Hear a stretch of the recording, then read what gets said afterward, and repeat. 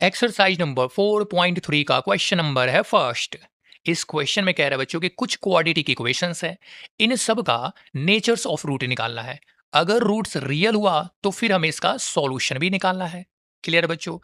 Roots अगर real है तो इसका मतलब है कि इसका डिस्क्रिमिनेंट या तो ग्रेटर देन जीरो होगा, जीरो से बड़ा होगा, या फिर ये जीरो के इक्वल होगा। यही दो कंडीशन को सेटिस्फाई करना होगा, तभी ये रूट्स रियल होगा। तो चलो चेक कर लेते हैं बच्चों, चेक कर लेते हैं इसको। यहाँ पे हमें पहले कंपेयर करना इन दोनों इक्वेशन को, और यहाँ से ए बी सी की वैल्यू निकाल लेना है। तो ए की वैल्यू यहाँ से निकलेगा बच्चों 2। जब इससे कंपेयर करेंगे तो ए की वैल्यू 2 निकल जाएगा, बी की वैल्यू क्या निकलेगा -3, और सी की वैल्यू हो जाएगा 5। क्लियर है बच्चों? इतना क्लियर है। अब हमें डिस्क्रिमिनेंट का फॉर्मूला यूज करना है यहाँ पे। ये फॉर्मूला होता है बच्चों बी स्क्वायर माइनस 4ac।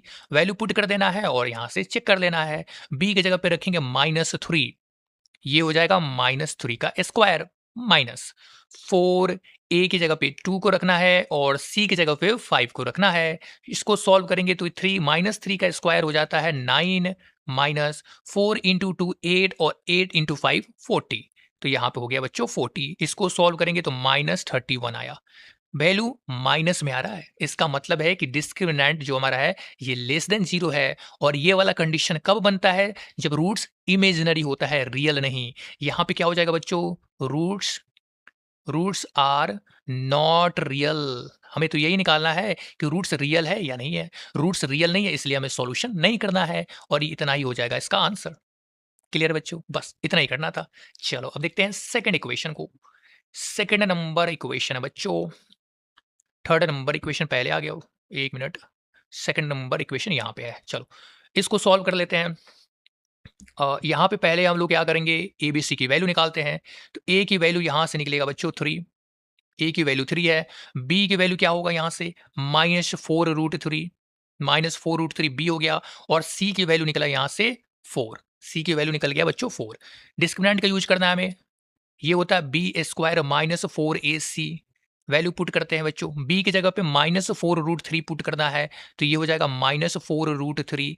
इसका स्क्वायर कर लेना है, -4। ए की जगह पे रखेंगे 3 को, और सी की जगह पे रखेंगे 4 को।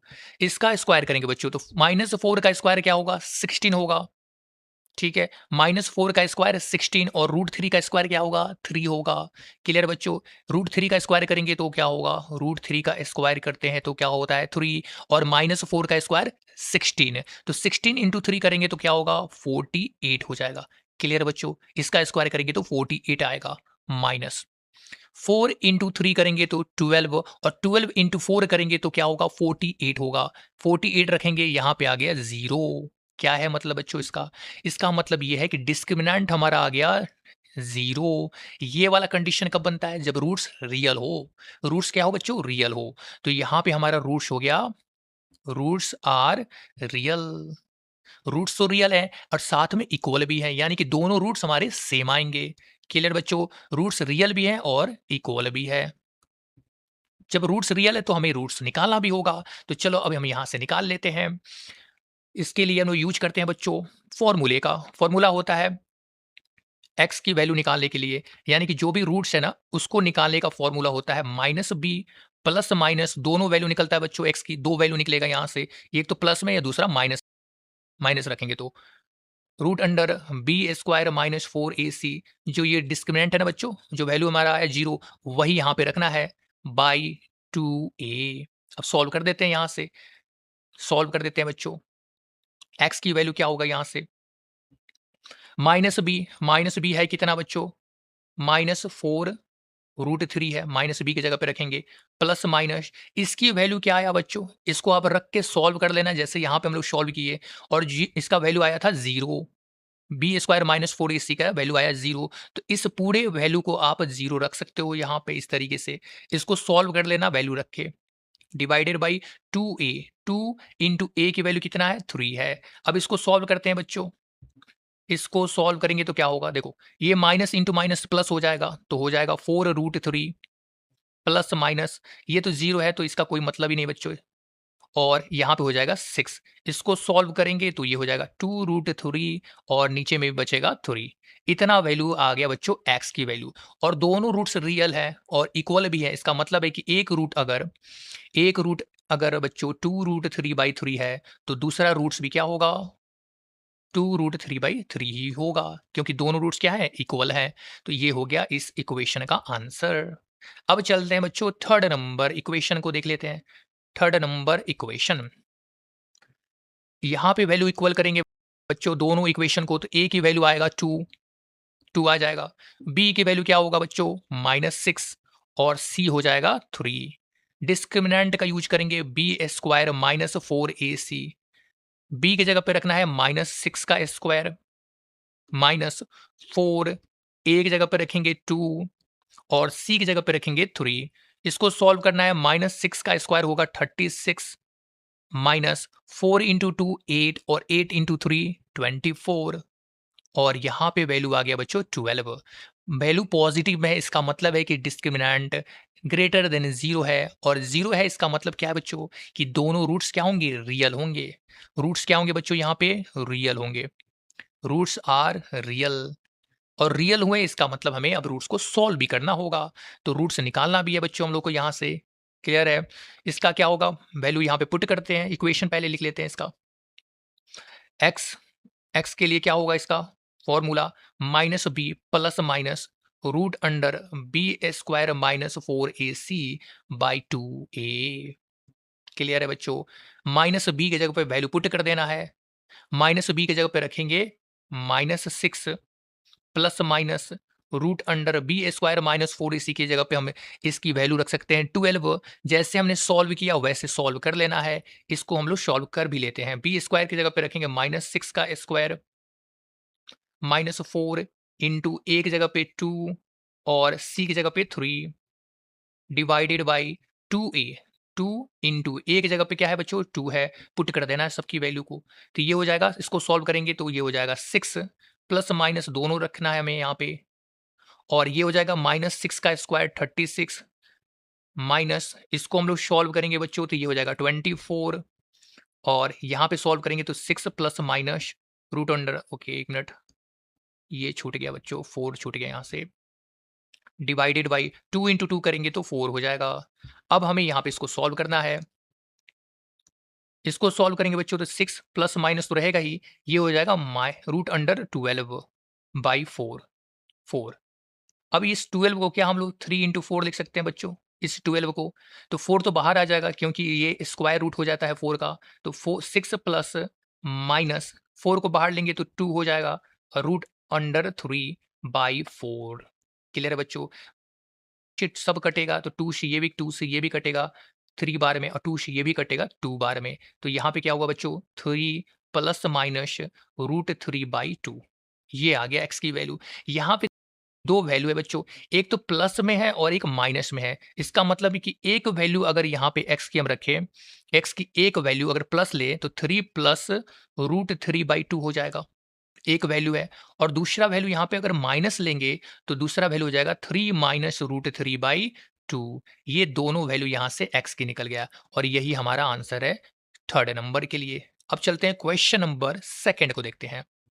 क्वेश्चन नंबर सेकंड, इस क्वेश्चन में क्वाड्रेटिक इक्वेशंस का अगर दोनों रूट इक्वल हो जाए, दोनों रूट इक्वल हो जाए तो के का वैल्यू क्या होगा ये हमें निकालना है। के की वैल्यू निकालना है इस इक्वेशन से। दोनों रूट इस इक्वेशन का इक्वल है, इसका मतलब है कि इसका डिस्क्रिमिनेंट इक्वल टू 0 होगा, तभी दोनों रूट इक्वल होता है। क्लियर है बच्चों। तो यहाँ पे हम लोग कर देंगे इस इक्वेशन का डिस्क्रिमिनेंट इक्वल टू 0। इसका फॉर्मूला क्या होता है, ये होता है b² -4ac और ये भी हो जाएगा 0। abc की वैल्यू यहां से हमें निकाल लेना है बच्चों, दोनों को कंपेयर करेंगे तो a की वैल्यू यहां से आ गया 2, b की वैल्यू हो जाएगा k और c की वैल्यू हो जाएगा 3। वैल्यू को कर देना है पुट अब यहाँ पे। क्लियर बच्चों। तो b की जगह पे रखना है k² -4 इंटू 2 इंटू 3, ये हो जाएगा इक्वल टू 0। तो k² इज इक्वल टू, इसको सॉल्व करेंगे तो 4 2 जा 8, 8 3 जा 24, 24 इज इक्वल टू 0। k² यहाँ से हो जाएगा 24 और k की वैल्यू अगर निकालना हो तो दो वैल्यू निकलता है, एक प्लस में और एक माइनस में, तो ये हो जाएगा प्लस माइनस रूट 24। 24 का फैक्टर होता है 4 इंटू 6। 4 एक स्क्वायर नंबर है तो ये बाहर निकल सकता है, 6 नहीं निकल पाएगा। तो यहाँ पे हम लोग लिख सकते हैं बच्चों k is equal two plus minus 4, जब बाहर आएगा तो हो जाएगा 2 रूट 6। ये वैल्यू हो जाएगा बच्चों k का। दो वैल्यू यहाँ से निकल गया, पहला वैल्यू है प्लस में 2 रूट 6 और दूसरा वैल्यू है निगेटिव में माइनस 2 रूट 6। ये दोनों वैल्यू k का है और यही हो जाएगा पहले पार्ट का आंसर। क्लियर बच्चों? अब चलते हैं सेकंड इक्वेशन को देखते हैं और इसको भी सॉल्व करेंगे। तो दोनों रूट्स इक्वल है, मतलब इसका भी डिस्क्रिमिनेंट इक्वल होना चाहिए 0 के। तो पहले तो इस इक्वेशन को हमें क्वाड्रेटिक इक्वेशन के स्टैंडर्ड फॉर्म में लिखना है, तो इसको मल्टीप्लाई करेंगे के एक्स को दोनों टर्म में, तो यहाँ पे हो जाएगा बच्चों के X square minus 2kx plus 6 is equal to 0। अब ये क्वाड्रेटिक इक्वेशन का स्टैंडर्ड फॉर्म हो चुका है। यहां से हमें कंपेयर करना है इन दोनों इक्वेशन को और ए बी सी की वैल्यू को निकाल लेना है यहां से। क्लियर बच्चों? तो ए की वैल्यू क्या होगा? ए की वैल्यू हो जाएगा के, बी की वैल्यू -2k और सी की वैल्यू हो जाएगा 6। डिस्क्रिमिनेंट हमारा हो जाएगा 0, तो B square -4ac equal to B हो जाएगा 0। अब यहाँ पे वैल्यू को पुट कर देना है, बी स्क्वायर यानी कि बी की जगह पे रखेंगे -2k, तो ये हो जाएगा -2k का स्क्वायर -4 इंटू ए की जगह पे k और सी की जगह पे रखेंगे 6 इज इक्वल टू 0। इसको स्क्वायर करेंगे तो -2 का स्क्वायर हो जाएगा 4 और k का स्क्वायर अलग हो जाएगा माइनस। इसको सॉल्व करेंगे तो 4 इंटू 6 24k हो जाएगा, ये इज इक्वल टू 0। अब यहाँ से कॉमन निकाल सकते हैं दोनों को, तो 4k तो दोनों के पास कॉमन है, इसके पास भी और इसके पास भी। तो क्या बचेगा बच्चों यहाँ पे बचेगा k और माइनस यहाँ से 4 कॉमन निकल चुका है तो बचेगा 6 और k कॉमन निकल चुका है, तो इतना ही हो गया इज इक्वल टू 0। तो दोनों को हमें बच्चों 0 से इक्वेट कर देना है, क्योंकि मल्टीप्लीकेशन में अगर 0 है तो या तो ये 0 हो सकता है या फिर ये 0 हो सकता है। क्लियर? तो यहाँ पे हम लोग कहेंगे कि 4k अगर 0 है तो k की वैल्यू यहाँ से हो जाएगा 0/4 इज इक्वल टू 0। और अगर k माइनस 6 इक्वल टू 0 है तो k की वैल्यू यहाँ से हो जाएगा 6। दो वैल्यू आ रहा है, एक तो 0 और दूसरा 6 आ रहा है। अब हमें 0 जब आए वैल्यू बच्चों तो एक बार इसको चेक भी कर लेना, क्या ये वैल्यू पॉसिबल है या नहीं है। तो यहाँ पे अगर हम लोग 0 पुट कर दें, k की जगह पे 0 पुट कर दें, तो ये पूरा टर्म ही 0 हो जाएगा और बचेगा क्या? 6 इज इक्वल टू 0। क्या यहाँ पे k सेटिस्फाई कर रहा है इस इक्वेशन को? नहीं कर रहा है, क्योंकि एक तरफ 6 है दूसरी तरफ 0 आ रहा है, तो ये सेटिस्फाई नहीं कर रहा है। इसलिए बच्चों हम लोग यहाँ पे k की वैल्यू को 0 नहीं रख सकते हैं। तो दूसरा इक्वेशन हमारा जो निकला था k की वैल्यू 6, यही हो जाएगा इसका आंसर।